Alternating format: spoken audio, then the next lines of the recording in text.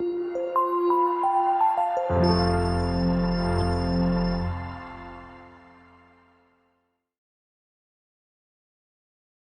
datang di channel YouTube Bimbingan Belajar Klinik Jenius bersama dengan saya Pak Samuel, salah seorang pengajar matematika di Bimbingan Belajar Klinik Jenius. Pada kesempatan kali ini saya akan membahas tentang persamaan dan pertidaksamaan nilai mutlak, yaitu salah satu bab di kelas 10. Nah, untuk mengawalinya mari kita pahami dulu apa yang merupakan konsep dan pengertian dari nilai mutlak. Oke, kita mulai dari sekarang. Nilai mutlak dari X yang dinotasikan sebagai seperti yang tertera di layar ya, X berada di antara dua buah garis horizontal, vertikal, adalah merupakan jarak antara titik X ke bilangan 0 pada garis bilangan. Nah, pahami di sini dia dikatakan jarak. Jarak itu merupakan satuan yang nilainya selalu sama dengan positif. Tidak ada jarak yang bernilai negatif. Jadi yang dimaksud dengan harga mutlak X itu nilainya akan selalu sama dengan positif.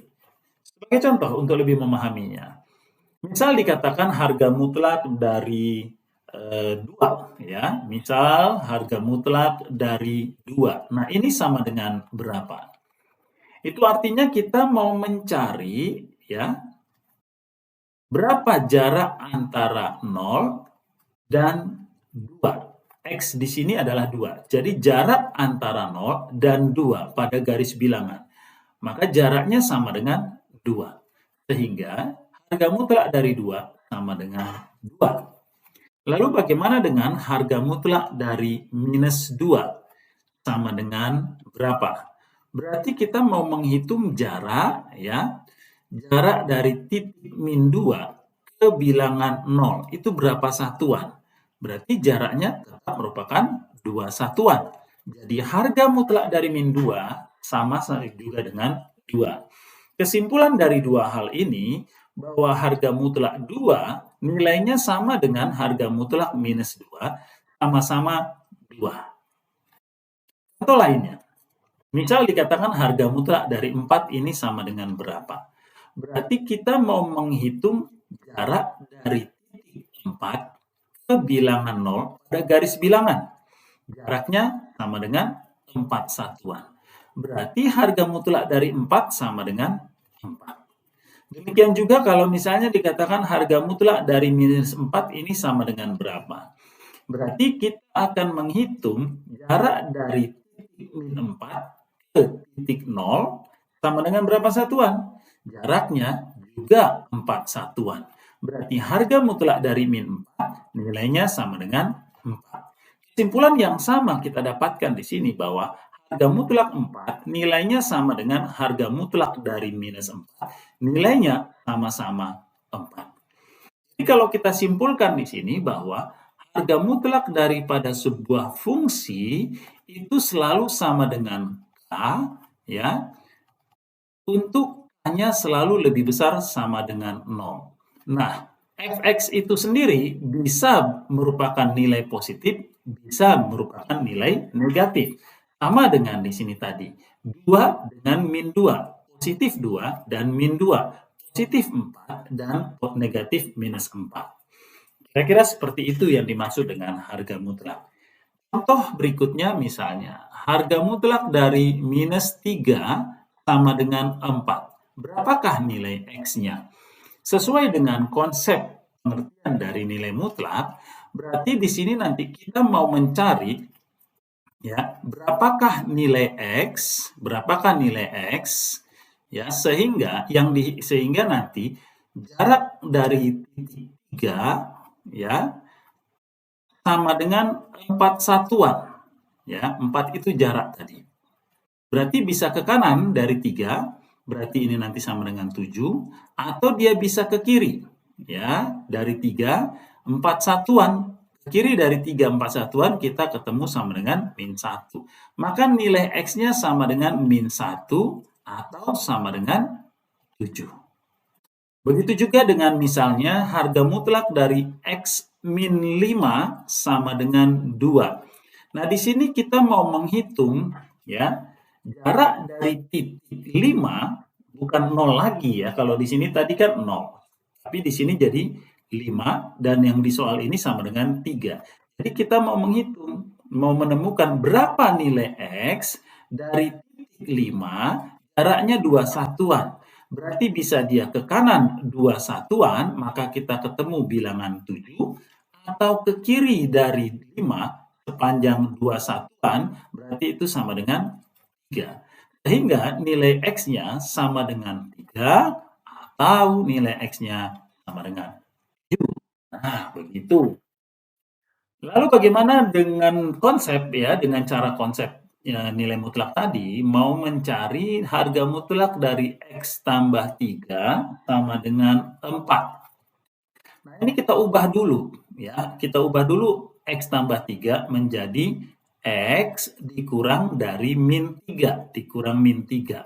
X dikurang min 3 sama saja dengan 3. Ya, nilainya katanya sama dengan 4. Berarti kita mau menghitung ya dari titik min 3 jaraknya 4 satuan ke kanan ataupun ke kiri.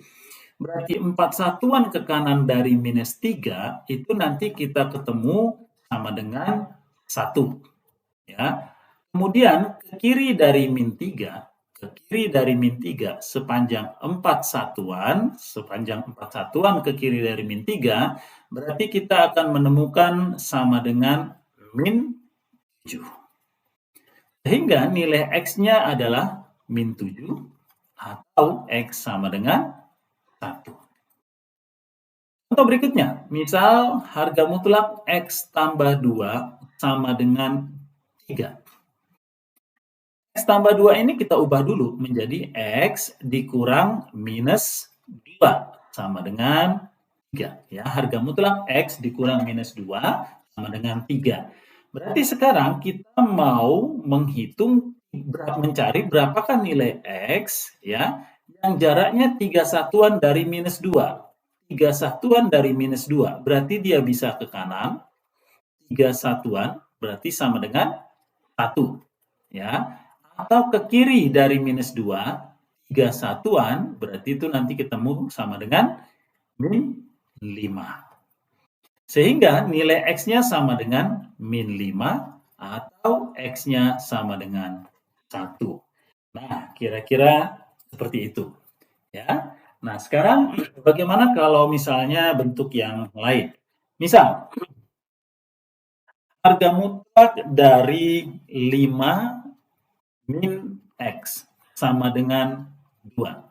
Ya, tadi kita sudah mengatakan bahwa yang di dalam tanda mutlak bisa positif, bisa negatif. Ya, maka 5 min X ini kita ubah dulu menjadi negatif dari 5 min X sama dengan 2. Ya, ingat tadi bahwa kalau harga mutlak 2 sama dengan 2, harga mutlak minus 2 sama dengan 2. Berarti harga mutlak 5 min X 2, harga mutlak dari minus 5 min X juga sama dengan 2. Nah, kemudian ini kita ubah berarti menjadi X min 5 sama dengan 2. Maka sekarang kita mau menentukan berapakah nilai X ya yang berjarak 2 satuan dari 5. Yang berjarak 2 satuan dari 5. Berarti 2 satuan ke kanan itu sama dengan 7 atau 2 satuan ke kiri. Ya, 2 satuan ke kiri berarti sama dengan 3. Sehingga nilai X-nya sama dengan 3 atau nilai X sama dengan 7. Contoh berikutnya. Harga mutlak dari 4 min X sama dengan 3. Ya, maka ini kita ubah dulu 4 min X-nya menjadi harga mutlak min 4 min X sama dengan 3. Berarti ini menjadi harga mutlak X min 4 ya sama dengan 3.